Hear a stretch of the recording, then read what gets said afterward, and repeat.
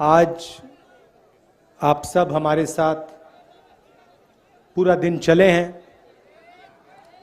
आपने अपनी शक्ति, अपना प्यार इस यात्रा को दिया,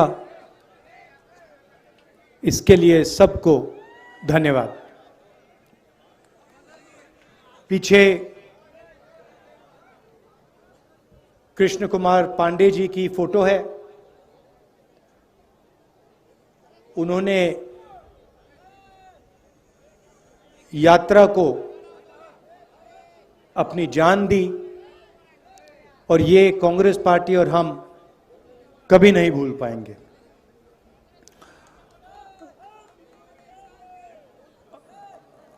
हमने सोचा था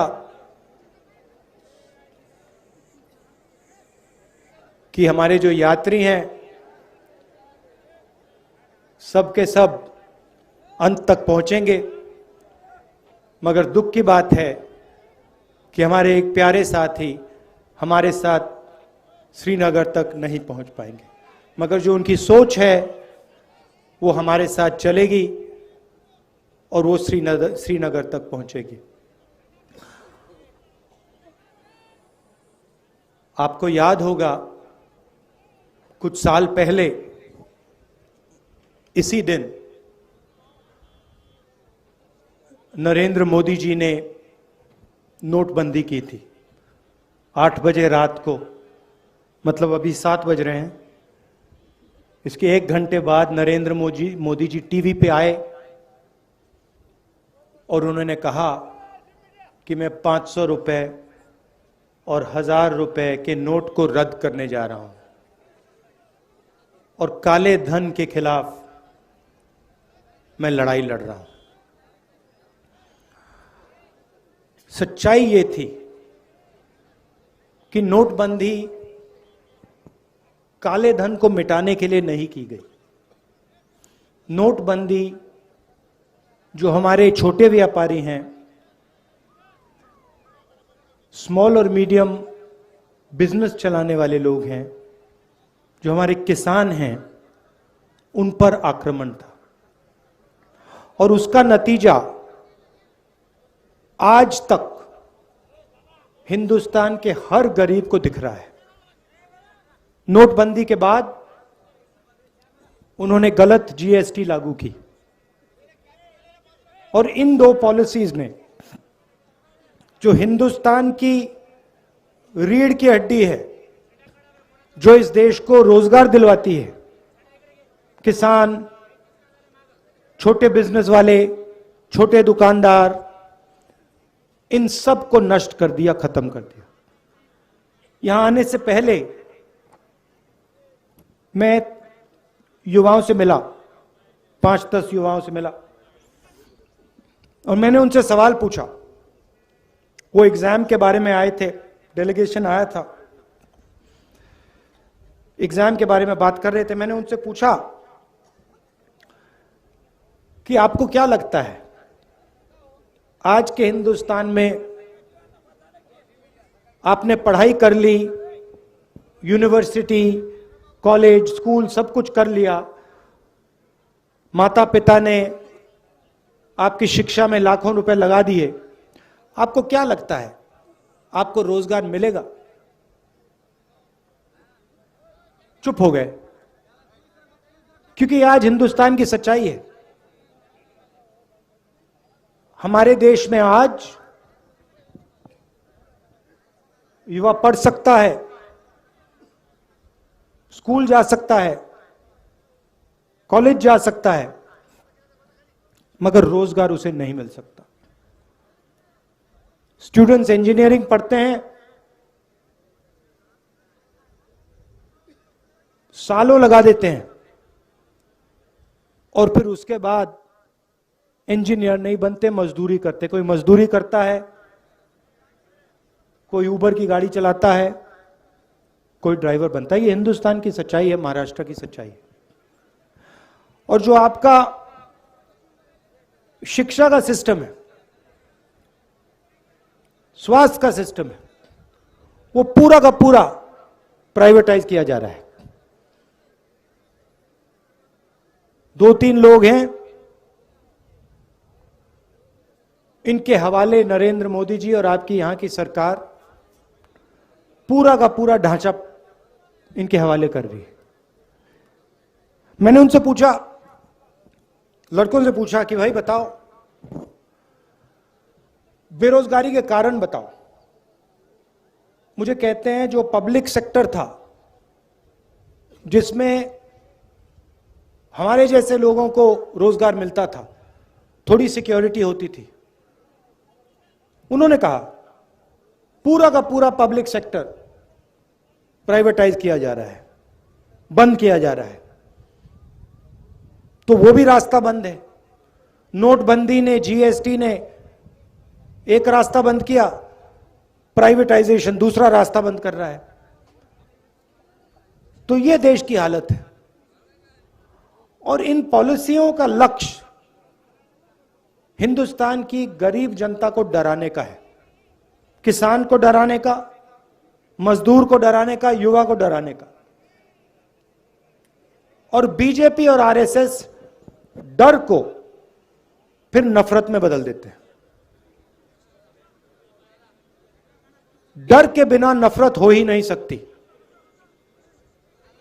अगर डर नहीं है तो नफरत नहीं हो सकती। अगर डर है तो उसको नफरत में बहुत आसानी से बदला जा सकता है। यह हिंदुस्तान में हो रहा है और इससे देश का कोई फायदा नहीं होने वाला है। बेरोजगारी से, महंगाई से देश का कोई फायदा नहीं होगा। नफरत से देश का कोई फायदा नहीं होने वाला। और यह इस देश का इतिहास ही नहीं है। यह भाईचारे का देश है, एकता का देश है, इज्जत का देश है। इसीलिए हमने भारत जोड़ो यात्रा शुरू की। 3600 किलोमीटर की यात्रा है।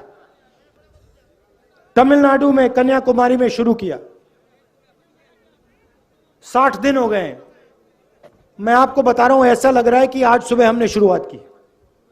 अजीब सी बात है।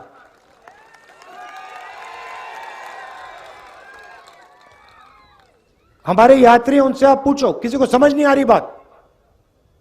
25-25 किलोमीटर हर रोज चलते हैं। 60 दिन से चल रहे हैं। अभी मैं भाषण दे रहा हूं, ऐसा लग रहा है कि 15 मिनट पहले मैंने शुरू किया है। ये हो क्या रहा है? आमतौर से आदमी सुबह उठता है, थकान नहीं होती, दिन भर काम करता है, शाम को थकान होती है ना? यहां अजीब सी बात है। यहां हम सुबह उठते हैं, थकान नहीं होती, 25 किलोमीटर चलते हैं, 25 किलोमीटर चलने के बाद थकान नहीं होती। मैंने सोचा ये हो क्या रहा है? जवाब बताऊं आपको। हम अपनी शक्ति का प्रयोग नहीं कर रहे। राहुल गांधी अपनी शक्ति का प्रयोग नहीं कर रहा। ये जो यात्री हैं, ये अपनी शक्ति का प्रयोग नहीं कर रहे हैं। हम सब आपकी शक्ति का प्रयोग कर रहे हैं। आप हमें पीछे से धकेल रहे हो। आपका प्यार हमें पीछे से धकेल रहा है। और ये आपका जो प्यार है, ये हमें श्रीनगर तक पहुंचाएगा। और वहां देखना, वहां मेरा भाषण देख लेना। वहां भी मैं यही कहूंगा कि मुझे समझ नहीं आया, 130-140 दिन हो गए, रोज 7-8 घंटे चले हैं, 25-30 किलोमीटर चल रहे, मगर थकान नहीं आ रही। क्योंकि आपकी आवाज है, आपका प्रेम है, और हम आपकी आवाज सुनने आए हैं। मैं यहां लंबा भाषण नहीं देना चाहता हूं। राजनेता आते हैं, 2 घंटे का भाषण करते हैं, कोई जरूरत नहीं है। हम यहां आए हैं 7 घंटे चलें, सुबह से शाम हम आपसे बात कर रहे हैं, किसानों से, युवाओं से। अभी विकलांग औरत मिली मुझे, उसके दिल में जो था उसने मुझे बताया, उसकी व्हीलचेयर को धकेला मैंने। हम आपकी बात सुनने आए हैं क्योंकि हम जानते हैं आप सब कुछ समझते हो। खेती के बारे में सीखना हो, किसी ब्यूरोक्रेट की जरूरत नहीं होती है। खेती के बारे में सीखना हो तो किसान के साथ बैठ जाओ, 15 मिनट में वो आपको समझा देगा जो समझना है। वो क्या कह रहा है? कह रहा है कि हमारा कर्जा माफ नहीं होता। हिंदुस्तान के अरबपतियों का कर्जा 2 मिनट में माफ हो जाता है, हमारा नहीं होता। हमने क्या गलती की? हमने कौन सी गलती कर दी? वो बता रहा है। कहता हमें एमएसपी नहीं मिलती।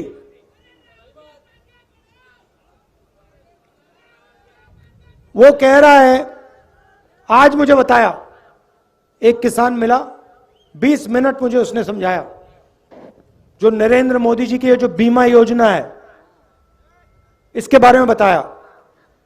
कहता है कि हम पैसा डालते हैं, सरकार पैसा डालती है और सीधा का सीधा पैसा हिंदुस्तान के 2-3 सबसे बड़े अरबपतियों के जेब में जाता है।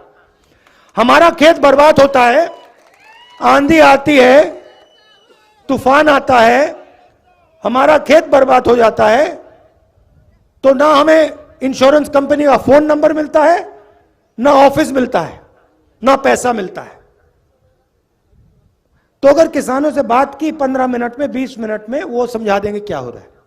छोटे दुकानदार से बात करो, वो बता देगा नरेंद्र मोदी जी ने काले धन के खिलाफ लड़ाई लड़ी या छोटे बिजनेस वालों की हत्या कर दी, खत्म कर दिया। वो बता देगा 2 मिनट में। युवाओं से पूछो, कहेगा, युवा कहेगा कि भैया मुझे रोजगार नहीं मिल सकता, कुछ भी हो जाए, मैं जानता हूं मैं इंजीनियर नहीं बन सकता। यह देश की सच्चाई है और इसको बदलना है।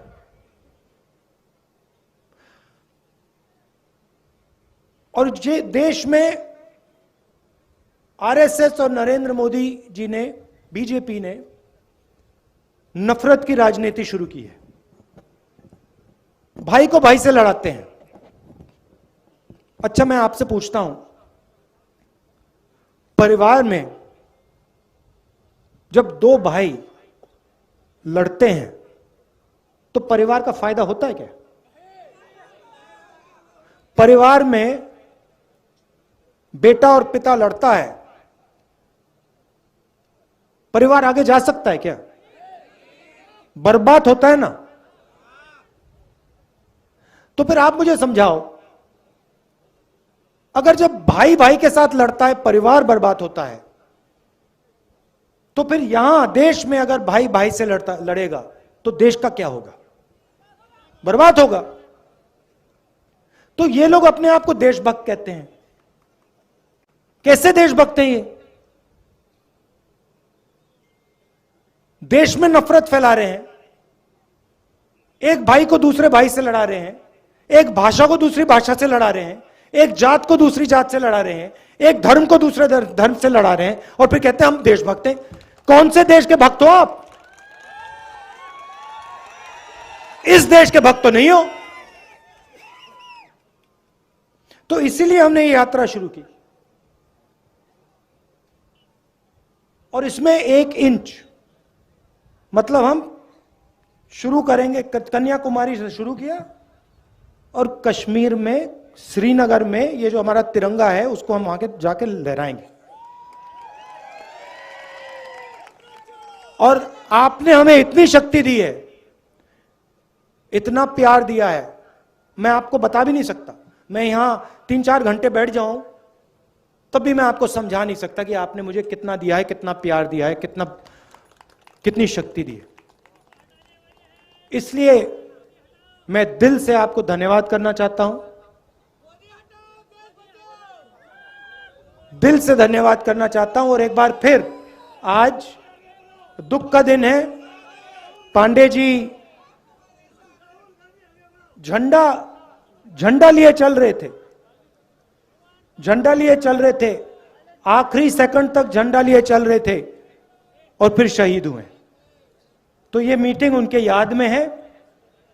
उनके परिवार को, हम सब का, पूरी कांग्रेस पार्टी का, हर कार्यकर्ता का, हर नेता का प्यार, और उनको मालूम होना चाहिए कि ये पूरी पार्टी, इस पार्टी का हर एक कार्यकर्ता, इस पार्टी का हर एक नेता आपके साथ है। आपको घबराने की कोई जरूरत नहीं। धन्यवाद। जय हिंद। नमस्कार।